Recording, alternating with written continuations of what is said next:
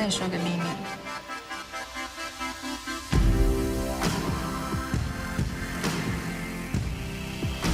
When we're telling stories like this, it's greater than us. Let's do this. Take a step into the unknown.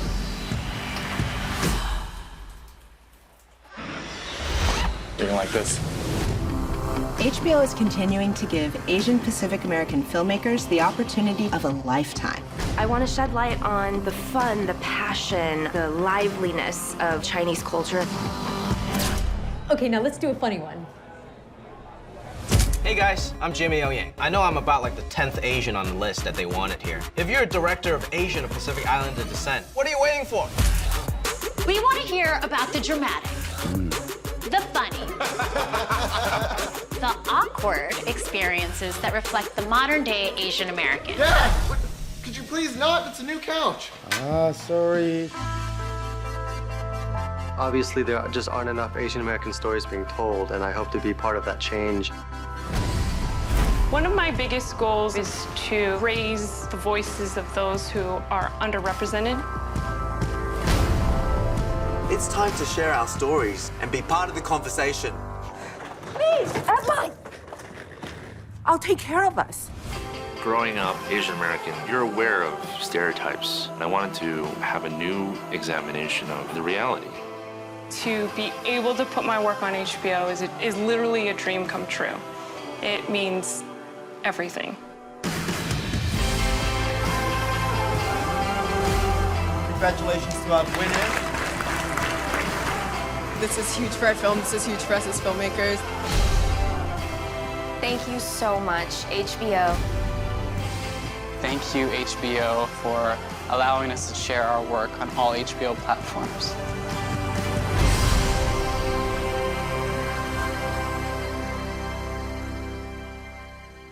And put me in your movies when you get famous.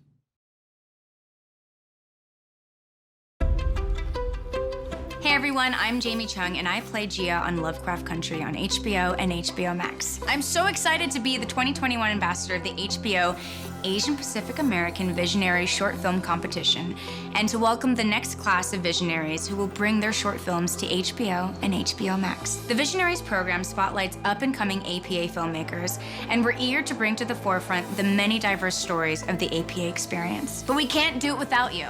The HBO Visionary Short Film Competition is now open for submissions. The top 3 films will be selected to appear on HBO and HBO Max and win a cash prize. Awesome. We want to see short films of all genres, as long as they comply with competition guidelines. For more information and official rules, please visit hbovisionaries.com. So what are you waiting for? Take the lead in telling your own story and submit your short film today.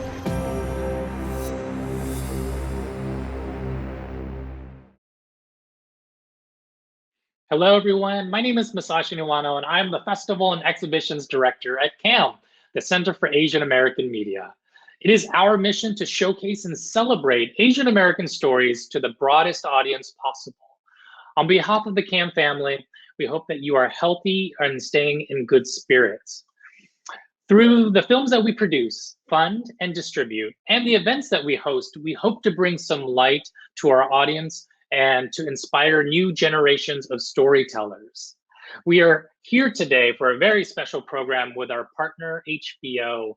We are so thankful for our partnership and proud to showcase their Visionaries program, which has made so much impact within the creative community. As a jury member of the Visionaries program for a few years now, I have seen so many wonderful films and talented filmmakers making outstanding work. For all the filmmakers, especially the winners, I have seen such positive impact on their careers. Now, to talk more about HBO Visionaries, I am honored to introduce our host, who is one of my favorite people in the world. She is someone who I have been a fan of. She has been to CAAMFest many times. Actually, a few years ago, we called CAAMFest Linsanity, and it wasn't because of Jeremy Lin, it was because of our host. You know her as a brilliant actor in Saving Face and in other films like Go Back to China. More recently, she has proven herself to be a masterful filmmaker Shout out to her film, I Will Make You Mine, which is the finale in the Surrogate Valentine trilogy, now streaming and available on DVD and on Blu-ray. So we're thrilled to have her here. Please help me give a virtual welcome to the one and only Lynn Chen. Thank you for the welcome, Masashi. I am excited to be here today and to share the stage with three incredible young filmmakers. So I only began my filmmaking career myself pretty recently, and it took me by surprise. I've been on many sets as an actor over the last several decades, but I never quite believed that I belonged behind the camera, writing stories and producing them and directing them. You know, growing up, there were so few Asian American filmmakers to look up to, especially female ones, but being part of communities like CAAM are a huge reason why I found the confidence to try. So for those of you who may not have seen our past programs with HBO, the HBO Asian Pacific American Visionaries is a short film competition, and it provides emerging directors of Asian and/or Pacific Islander descent the opportunity to showcase their work. It's judged by a panel of HBO executives, industry leaders, and fellow APA filmmakers, and the competition seeks to identify storytellers who offer unique perspectives of the Asian Pacific American experience. And now I'm proud to introduce the minds behind the beautiful pieces of work that you just watched. In conversation, we have as our moderator, Dino-Ray Ramos. He's the creator of the New Hollywood podcast, which explores and champions underrepresented voices in film and media. Fun fact, he is a former CAAM staffer. And with him, the 2020 HBO APA Visionaries, you know them now, Tiffany So, Johnson Cheng, and Thomas Percy Kim. Thank you so much, Lynn. I'm so happy to be here today with Thomas, Tiffany, and Johnson. Thank you so much, y'all, for being here, and congratulations on being HBO Visionaries. That's something to be happy for. And I'm so glad to talk to you about your films today. Thank you. I'm so happy to be here. Yeah. I know that we're all in different parts of the country. Well, Johnson and I are in LA, and Tiffany's safe in Vancouver, and Thompson is on the East Coast. But before we get into your films, I want to ask, how is 2021 treating you so far? I know we're only 2 weeks in, and also at the same time a lot has happened. But how has 2021 been for y'all? We'll start with Johnson. Yeah, I mean, it feels like it's been a crazy year. Got to see Minari last night though, which was amazing. So that's been a bright spot in the year so far. Mm-hmm. And what about you, Tiffany? It's been okay. Also crazy, but I feel there's no right way to answer it, but I feel very lucky to at least be home and with family. Like that has definitely been the silver lining here. Mm-hmm, mm-hmm. And what about you, Thomas? Yeah, same here. Just being home with family.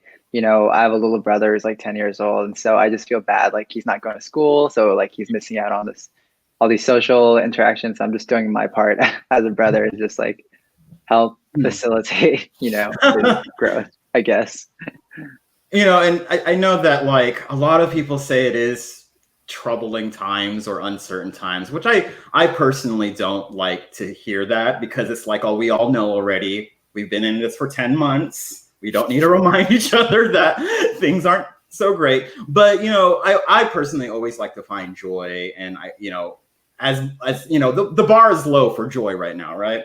But what has been bringing y'all joy lately during this time? Tiffany, we'll start with you first. Almost the same thing as kind of like how my 2021 is starting.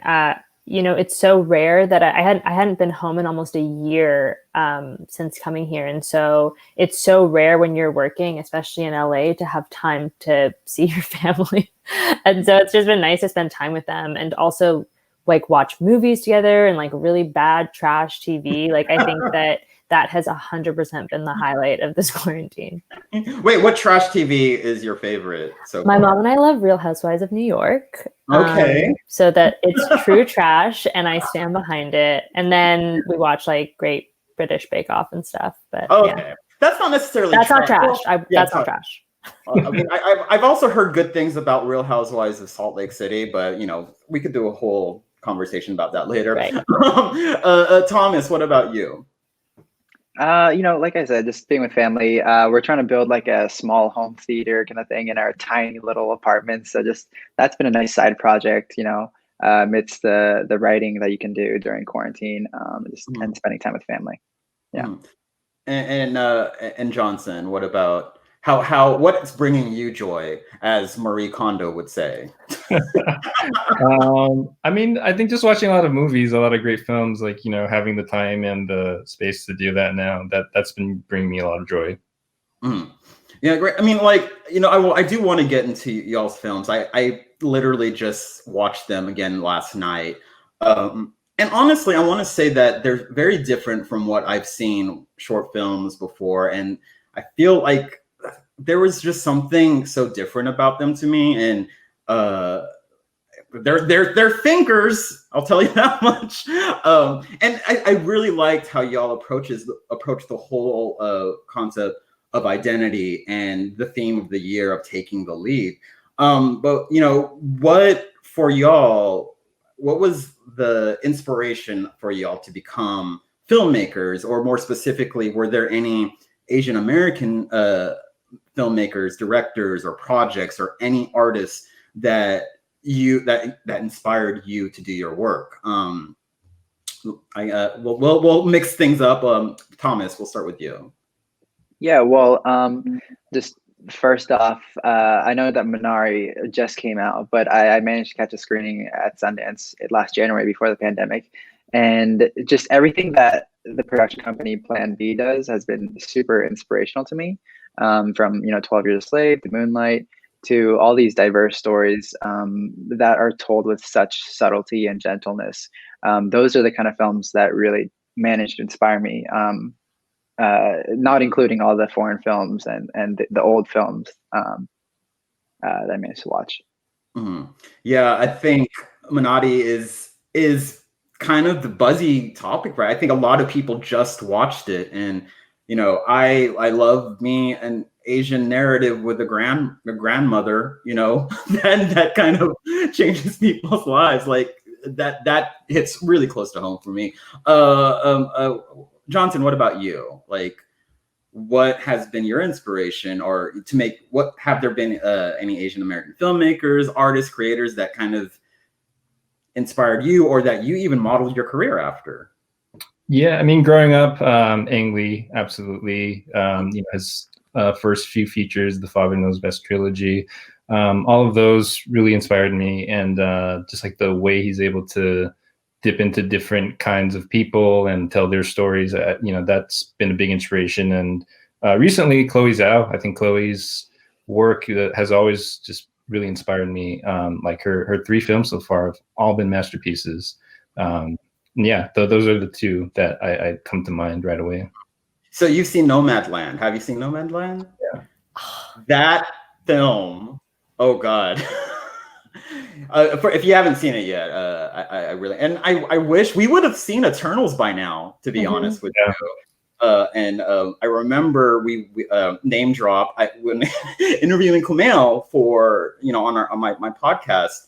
He says that Chloe loves the Magic Hour. I mean, I think it's widely known that she loves the Magic Hour, and how if you watch Nomadland, oh God, to get those shots, I just can't imagine what she had to go through to get those shots. Tiffany, what about you? Your inspirations? I was literally just gonna say Chloe, because I haven't seen Nomadland, but I'm pretty sure I've watched the trailer 100 times, waiting. But I think she's incredible. I think she has truly such a singular voice, and like her visual storytelling is brilliant. But more than that, like I feel the way that she tackles character, the way that it's like such an exploration and it's so generous to them is unreal. Like I can only aspire. And so she has always been a huge inspiration. Obviously, like Lulu Wang, Alice Wu, Kathy Yan, like these big Asian female directors are always like, important people to me to come back to, especially when I'm looking for inspiration myself. Yeah, I mean, all those names. It's kind of crazy. We see people like Alice Wu, who did Saving Face. How many years ago? I don't even. And then now she comes back, And it's like people think she's new. It's like, oh no, she been around. Here. But y'all ain't paying attention. But you know, and I do want to go back to your films, y'all short films. And again, you know, going to the whole theme of taking the lead. But when I was watching, you know, your films, there was a certain, like I said, something felt very different about them to me in terms, you know, I've seen plenty of, you know, Asian short films at festivals, and I'm not talking bad about them. I just feel like there's this shift in how we are covering or telling Asian American narratives, or Asian American narratives. Johnson, starting with you with Lonely Blue Night, where did the impetus of that? Where did what was the spark that inspired you to tell this like very specific but also relatable story? Because there's a lot going on, and you pack a lot into this little girl's journey, and it kind of got me like choked up in this interesting way. But like, what can you just tell us about your journey in making that short? Yeah, I mean, it's funny because I think growing up in the SGV, I just always felt like this area was pretty ordinary, like very ordinary in a way that wasn't cinematic enough. But I think there's like something very comfortable about being able to make a film in a place that you know so well, that like you're able to imagine compositions and like all this other stuff and take stuff from your memory. And I think just over the years, like watching more Asian and Asian American cinema, I just see more. I see that, you know, our memories have value, and that it's something that we can dig into to create like a film from. So Lonely Blue Night, you know, took a lot of like memories, and it's just like moments that I remember and wanted to preserve on the screen in some way, and to kind of show and just like different perspectives of like different generations in the family. That was a big inspiration to do that. And for C, Thomas, you know, we see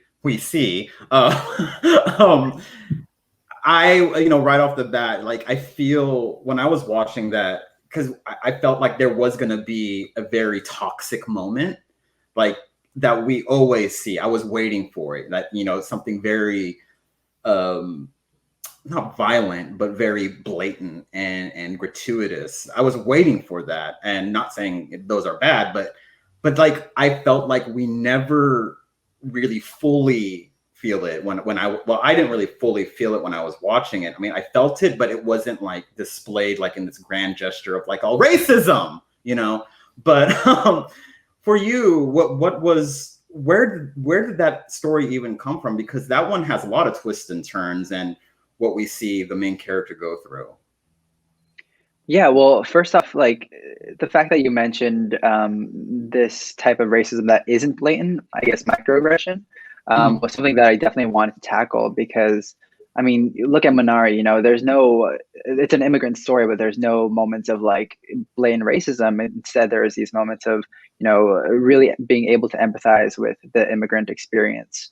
And so that was really important to me, just like not to be over the top, because to be honest, like in modern day America, like you're not gonna, I mean, it's much more rare to go out in the street and be blatantly called something than it is to just be subtly addressed in that way, without you even ever really even knowing if that was racism or not. And that whole idea, you know, it's called microaggression, and I was interested in tackling that idea through the vessel of growing up in Concord, or in like a very white suburban neighborhood. And so, yeah, I mean, it's not autobiographical, but it's, you know, it's based on these things that I felt just, you know, coming of age in this country. And this is the short that, this is the story that came out of that. Yeah, I mean, I personally related to that because I grew up in Texas, and I had a bunch of white friends. And they're like, in retrospect, I like think about all the microaggressions I experienced. Like, I knew they were joking, but they would always say, "Oh, what are you having for dinner tonight, dog?" And I'd be, "Oh, yeah, I want to be white." But you know, But you feel that, and I felt even though I wasn't a baseball player, I wasn't a jock, I wasn't in that circle the character was in. It's definitely felt because it tells our experience from an interesting point of view that's not covered a lot, and so love that. Tiffany, for Fine China, I mean, it's very bold to do a musical short. I'll be honest with you, very, very bold. So when I saw it, I was like, okay, let's see what Tiffany got. But you did it. How did that come about? Did you want this straight out to be a musical from the beginning?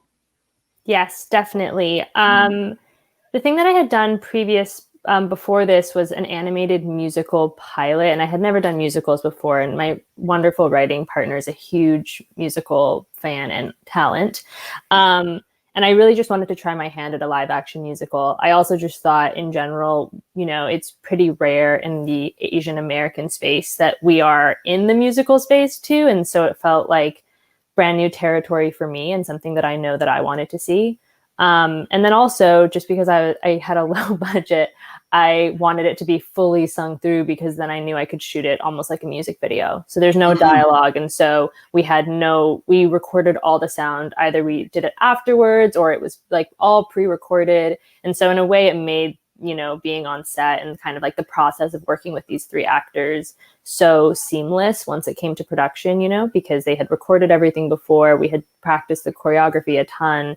And it was really exciting to kind of work across these three mediums of like music and film and then also dance, and just kind of seeing how all of these, these three mediums are speaking to one another throughout the short. Yeah. And I think it's kind of with your story, with it's kind of the culture is baked in, I guess you would say, but it still has a lot to do with identity. How did you kind of want to balance that in terms of storytelling? Yeah. I wanted to keep the story as simple as possible because I really wanted it to feel more about the celebration of the idea of silence and how it can be this very beautiful thing. It can also be this very toxic thing when it means that there's a lot going on set. And I think that when you're talking about silence, when you juxtapose that with music and dance, then you're able to understand almost like the underbelly of this culture and this family and hear everything that they're not saying, as opposed to just seeing a silent family dinner. It's kind of like magnifying it with this musical dance element. Yeah. I definitely know those silent Asian dinners. I'm sure all of us have had, right? Especially when you're in trouble. The more silent it is, the worse it is. But yeah, and again, congratulations on being, the winners of 2020 APAB. But how has winning so far affected your filmmaking journey? And have there been any unexpected results or kind of, outcomes or response in terms of you winning? We'll just go ahead and start with Thomas. Yeah, I mean, after the premiere night, I got several emails from people that eventually led into more emails and finding really close, collaborators who are who are kind of mentoring me and helping me develop a feature idea based on the short into reality. And so that's been that's been super surreal and surprising. Just having this HBO thing kind of lead to something else that's more long-term, as well as short-term. What about for you, Tiffany? Or is it kind of similar to Thomas? Totally. Totally. Very much the same thing. I think it's always nice to have a visual calling card, like I usually consider myself first and foremost a writer. And so I'm usually sending out scripts. And so it's nice to have something visual that people can watch. And it feels like it opens a lot more doors. And I think kind of like not different, but to add to what Thomas was saying, even just the three of us had drinks shortly afterwards. And even just that, the community within itself and you know, having such a eye-opening discussion with the two of them and learning about their process and taking inspiration from that has been huge. Like, I think having a corner of, you know, the HBO platform that is just for these films creates a sense of community that is, you know, so important as Asian filmmakers. And like Thomas, are you looking to maybe even expand Find China out into a feature or even something, or kind of is that kind of done? I'm super open to it. I think that since Find China, it feels like forever ago that I did Find China. And so since Find China, I've been kind of developing a Chinese sci-fi TV series and a new musical. And so just trying to expand with like kind of the same skill set of like the musical element, the magical realism and everything to even different mediums. Mm-hmm. And Johnson, what about you? You know, how has life been after winning? Yeah, I mean, there's definitely like the tangible external kind of things with like people reaching out, getting a lot of that. But I think, you know, more than that, there's like the community, the family, the, you know, getting to be in this family now and having like past visionaries reach out, talking to them, getting to know their paths. And, you know, the HBO APA, like the folks, they did such an amazing job, like just reaching out to the community. Like after the screening, a bunch of people from like shows that I watch or like movies that, you know, I've seen, like those people, like the Asian American people in the industry, they reach out and, you know, they're like, oh, we saw your shorts. And it's just a really cool feeling that like something we made got out there, and such a big platform. Yeah, I think, you know, going off of what you just said, you know, I think that is one of the things I personally miss about, you know, being in a community or feeling that sense of community before the pandemic hit. You know, we're not able to be around each other. I mean, granted, there's been plenty of virtual events, and I think our sense of community is still there, but I think I miss that community feeling, like physical community and being at events. I mean, granted, you know, there's free food and drink and, you know, but I think I personally miss just having that community again. And, I'm looking forward to having that sense of community again. Hopefully, I mean, I'm aiming for this summer that we could have gatherings of 20 people. That's fingers crossed. 20 people at a time. But going off of that, you know, your films were completed before the pandemic, and then now 2020, of course, as everyone knows, has been problematic in more ways than one. How has everything that has been going on, from the pandemic to Black Lives Matter to, you know, all of this stuff, how has that affected your storytelling, and what challenges have you overcome, and are there silver linings for any of y'all? Yeah, so Tiffany, we'll start with you. Sure. Yeah, it's been a wild year. I feel like, you know, if anything, it makes you feel more vigilant, and, you know, like when you are a storyteller, that you need to make sure that the stories that you do tell have purpose and have meaning. You know, it feels a lot less frivolous, so that's good.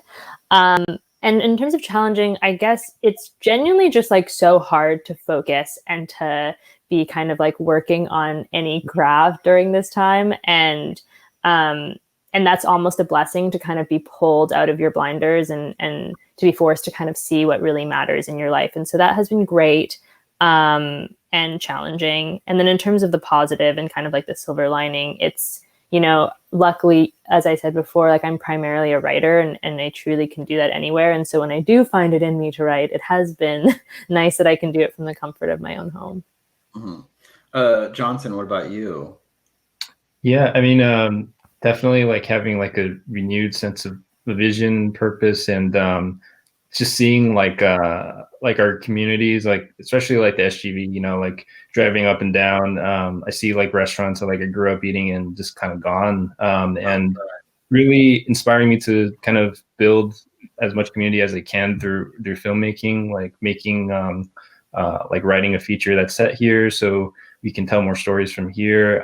You know, like whenever I made that short, that had so much support from this community and all the people here, and you know, being able to build more here, that's been something that now I'm more focused on too. And Thomas, how about you? Yeah, I think there are pros and cons. Like all three of us are writers, and just from my point of view, like it's hard for me to write when there's so much going on around me. Like just having to worry about social things, just even this littlest thing is like going outside and getting some sun, and there's just so many things in life that can bog you down, doing the dishes, whatever it is, making food. But just kind of spending this time to kind of like, I mean, it's a blessing and a curse, right? You can step away from society and focus on your writing and your work, but you're also stepping away from society. You feel like you're kind of less of a human every day, being cooped up in your house. So yeah, like in the beginning it was great. I feel like now it's kind of like even harder to motivate myself to, do my work, but that's just what it is. So it's a blessing and a curse. Yeah, I totally feel you on that. Just to, kind of sounds cliche, but to get out of bed in the morning is an accomplishment. I mean, I do recognize that I'm lucky that I still have a paycheck, but at the same time, it's just like I didn't get to see my family for the holidays, and I'm just here watching The Office over and over again, or Parks and Rec